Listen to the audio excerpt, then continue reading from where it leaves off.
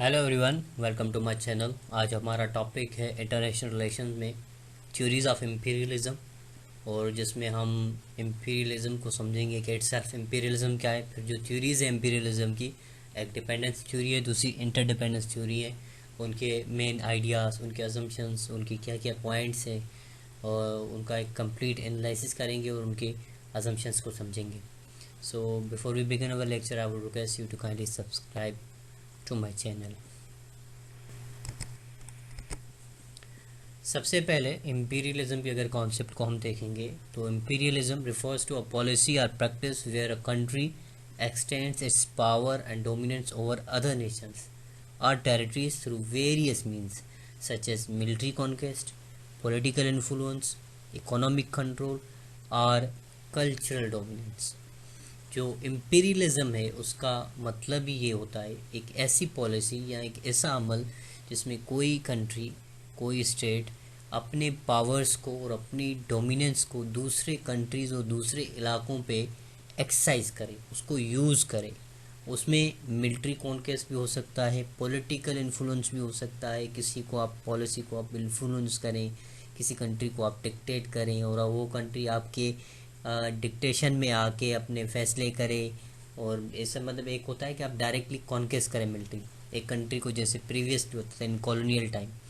उसके अलावा इन contemporary time आप किसी को इकोनॉमी पॉलिटिकली आप इन्फ्लुएंस करें, कि उसकी पॉलिटिक्स में पूरा आपकी इन्वॉल्वमेंट हो, आप जिसको चाहे वो जीत जाए, जैसे कि द बिग पावर्स करते हैं यूएस। और ये जो ख़ास करके जो कोल्ड वार का टाइम था उसमें। फिर उसके अलावा इकोनॉमिक कंट्रोल, आप कंट्री को जो आईएमएफ से लोन्स लेती है उनको ब्लैकमेल करके उनके पॉलिसीज़ को कंट्रोल करना, उनको कंट्रोल करना। फिर कल्चरली आप अपना कल्चरल जो है वो दूसरे कंट्रीज़ पे इन्फ्लिक्ट करें। So these are the areas जिसमें कोई एक पर्टिकुलर कंट्री अपने पावर्स को, चाहे वो उसका मिलिट्री हो या पॉलिटिक हो या इकोनॉमिक हो या कल्चरल डोमिनेंस हो, उसके थ्रू दूसरे कंट्री को रूल करता है। Historically it often involves the subjugation of other people and the exploitation of the resources. तारीखी लिहाज से जो, जैसे मैंने आपको बोला कि ख़ास करके इन कॉलोनियल टाइम, तो उसमें ये होता था कि दूसरे लोगों को सब्जुगेट करना होता था और उसमें उनके रिसोर्सेज वगैरह को इनगल्फ करना होता था। So this is the concept of imperialism. So moving to our main topic कि थ्योरीज ऑफ इम्पीरियलिज्म क्या है, उनको हम अगर देखें, सबसे पहली जो थ्योरी है हमारी, दैट इज़ डिपेंडेंस थ्योरी। अब डिपेंडेंस थ्योरी में जो उसका कॉन्सेप्ट है, सबसे पहले dependence theory largely developed by scholars like Andre Gunder Frank, Immanuel Wallerstein. They argue that the global economic system is structured in a way that benefits wealthy countries, जिसको उन्होंने core बोला, at the expense of poorer countries the periphery. Dependency country जो dependency theory है उसमें mostly काम जो है उसमें राहुल प्रेसबिश का है, एंड्रे गंटर फ्रैंक का है, वालरस्टाइन की। हालांकि वर्ल्ड सिस्टम थ्योरी है लेकिन डिपेंडेंस पे उनका भी काम है, क्योंकि जो कोर और पेरीफेरी का कॉन्सेप्ट है तो उसमें एम्यूलर वालरस्टाइन का भी काम है। लेकिन जो कि वालरस्टाइन की थ्योरी है वर्ल्ड सिस्टम थ्योरी, वो थोड़ी एक्सटेंडेड है कि जो कंट्रीज़ हैं एक कोर होती है, एक पेरीफेरी होती है, दूसरी सेमी पेरीफेरी होती है।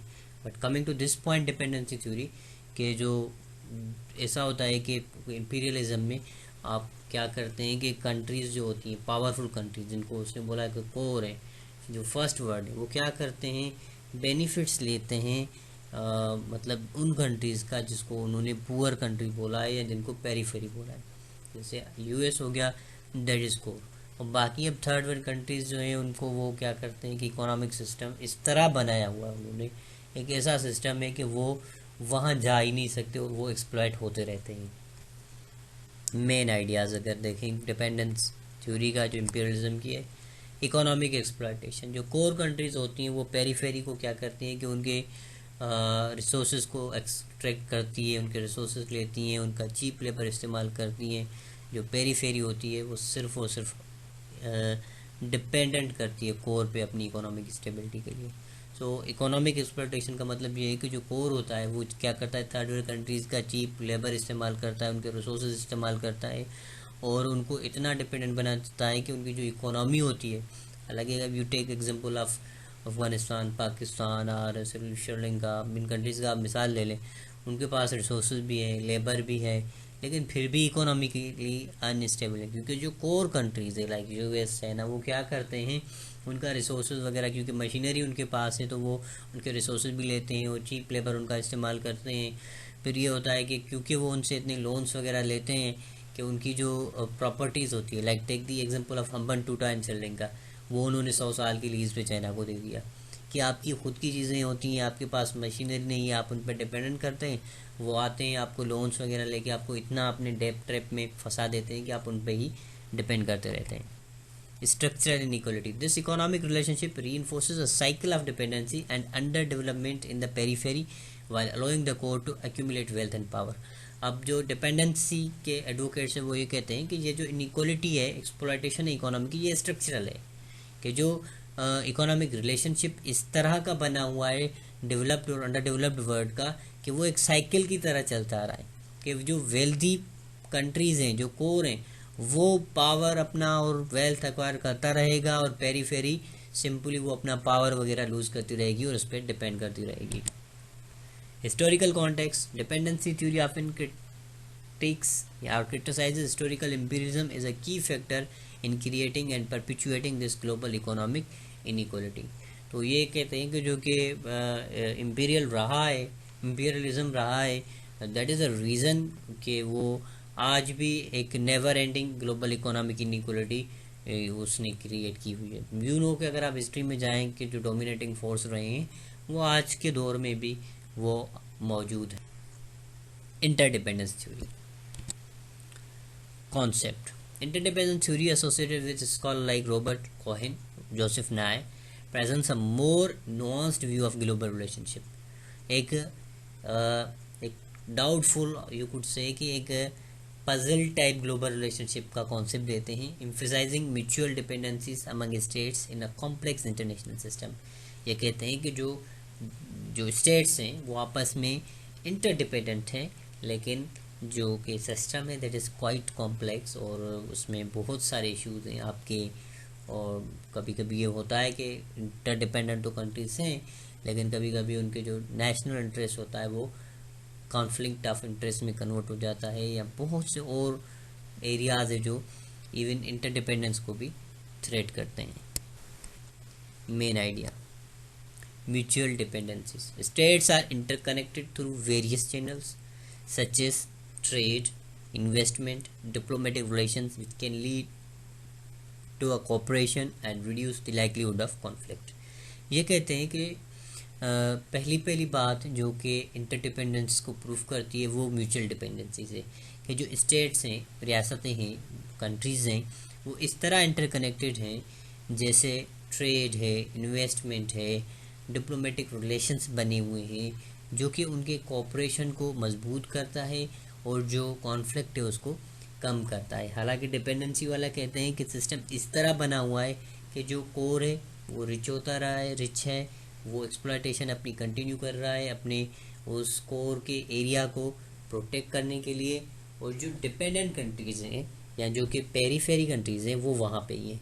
लेकिन इंटरडिपेंडेंस वाले कहते हैं कि नहीं, जो रिलेशनशिप्स है वो इंटरडिपेंडेंस पे है, जहाँ पे म्यूचुअल डिपेंडेंस है, ट्रेड, इन्वेस्टमेंट और डिप्लोमेटिक रिलेशंस का एग्जांपल देते हैं, जैसे कि यूरोपियन यूनियन हो गया, जो कि 27 कंट्रीज़ की एक सिंगल मार्केट है, जहाँ पे नो बॉर्डर, कोई किसी किस्म का बॉर्डर नहीं है। Complex interactions, interdependence can create opportunities for mutual gain and encourage peaceful resolution to conflict as states recognize their shared interest and potential cost of disruption. Interdependence क्या कर सकती है? अपॉर्चुनिटीज़ पैदा कर सकती है म्यूचुअल गेन के लिए, उसके अलावा पीसफुल रेजोल्यूशन जो हल है मसलों के उसकी तरफ भी ले जाती है, क्योंकि रियासतें जो हैं, स्टेट जो हैं, वो ये अंडरस्टैंड करती हैं कि हमारा जो इंटरेस्ट है वो शेयर्ड है, और जो कि अगर हम उस पर नहीं जाएंगे तो फिर हमें उसका जो कि कॉस्ट है वो काफ़ी बहुत बड़ा होगा। जैसे I gave you the example of European union, that is a very big example in contemporary time, जहाँ पे नेशन स्टेट सिस्टम हमारी रही है थ्रू आउट द हिस्ट्री। वहाँ पे बॉर्डरलेस एक सोसाइटी है 27 कंट्रीज़ की, दैट रियली प्रूव्स के इंटरडिपेंडेंस के थ्रू आप बड़े बड़े कॉन्फ्लिक्ट, लाइक हिस्ट्री में अगर हम देखें तो यही यूरोपियन कंट्रीज थी जो 30 ईयर वॉर में थी, और आज उनके पास एक बॉर्डरलेस कॉन्सेप्ट है, that is due to interconnectedness and interdependence. Global governance. It suggests that while states retain significant sovereignty, that also engage in cooperative frameworks and institutions to manage their interdependence and global challenges. ये further suggest ये करते हैं कि जो state हैं अपना sovereignty को वो रिटेन करें, अपनी सोवरेनिटी को प्रोटेक्ट करें, बट जो कि इंटरनेशनली तौर पे एक इंस्टीट्यूशंस हो, एक फ्रेमवर्क्स हो, जिसके थ्रू अपनी इंटरडिपेंडेंटनेस को और अपने ग्लोबल चैलेंजेस को एड्रेस करें.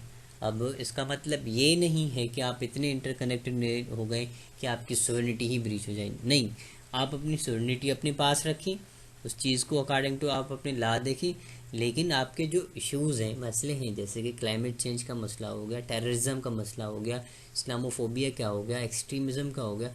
अब ये तो वो मसले हैं ना कि जो कि आप सबके एक ग्लोबल चैलेंजेस हैं, या इवन आपके इंटरनल मामला हैं किसी कंट्री के साथ, तो उसको भी आप इंटरनेशनल फोरम्स पे जाके वहाँ पे इंगेज करें, ताकि एक ग्लोबली तौर पे उस चीज़ को हैंडल किया जाए. और जैसे यूएनओ है, आप यूएनओ को इस्तेमाल करें, इंटरनेशनल कोड ऑफ जस्टिस को इस्तेमाल करें, या इंटरनेशनल कैनल कोड को इस्तेमाल करें. That would be rather helpful कि आप खुद ही अपनी तरफ से वो ये चीज़ वायलेंस की तरफ ले जाएगी. Take example of Ukraine Russia war. एक साल से ज़्यादा टाइम हो गया है, स्टिल दे आर फाइटिंग, क्योंकि जो रशियन हेजीमोनी है वो नहीं जा रही इंटरनेशनल इंस्टीट्यूशंस की तरफ, इंटरडिपेंडेंस को एक्सेप्ट ही नहीं कर रही. इसी तरीके से आप इसराइल फ़लस्तीन वार को देख लें. देयर आर मल्टीपल एग्जांपल्स जो कि वार की तरफ ले जाते हैं. और अकॉर्डिंग टू इंटरडिपेंडेंस जो कि कॉन्सेप्ट है इन इम्पीरियलिज्म थ्योरीज, कि वो चीज़ें वार को, कॉन्फ्लिक्ट को ख़त्म कर सकती. कंक्लूजन को अगर हम देखें तो अगर इस पूरे लेक्चर की हम समरी ले लें कि while dependence theory focuses on the exploitation and unequal relationship stemming from historical imperialism, interdependence theory highlights the complex interconnectedness nature of modern international relations and the potential for cooperation amid mutual dependencies. जैसे कि dependency theory का focus ये है कि exploitation और जो unequal relationship है वो मतलब मेन फोकस है इसका, जो कि वो कहते हैं कि जो हिस्टोरिकल एम्पीरियलिज्म है उसकी वजह से वो प्रेजेंट है और आज तक वो जारी है. जो इंटरडिपेंडेंस थ्योरी है वो ये कहती है कि जो कॉम्प्लेक्स सिस्टम है इंटरनेशनल, उसमें इंटरकनेक्टेडनेस जो है वो जो मॉडर्न इंटरनेशनल रिलेशन है उसकी वजह से वो मतलब इजीली तौर पे कंट्रीज़ को कोऑपरेशन और म्यूचुअल डिपेंडेंसी की तरफ ले जाता है. मतलब जो कि डिपेंडेंसी है that has a little bit बिल्कुल से कि नेगेटिव व्यू है इन इंटरनेशनल सिस्टम के. वो ये कहते हैं कि पेरीफेरी और कोर का एक टसल है जो through out the history imperialism की वजह से रह रहा है. लेकिन डिपेंडेंसी वाले ये कहते हैं कि नहीं, we are living in a different world, और आज के दौर में कोऑपरेशन और डिपेंडेंसीज जो हैं ज़्यादा वो मैटर करती हैं और वो प्रिवेल भी करती हैं ग्लोबलाइजेशन की वजह से, जहाँ पे इंटरनेशनल ट्रेड, डिप्लोमेसी और इंटरनेशनल इंस्टीट्यूशंस एक अपना किरदार अदा कर रही हैं. So thank you very much. Goodbye till next time. Again I would request you to subscribe my channel.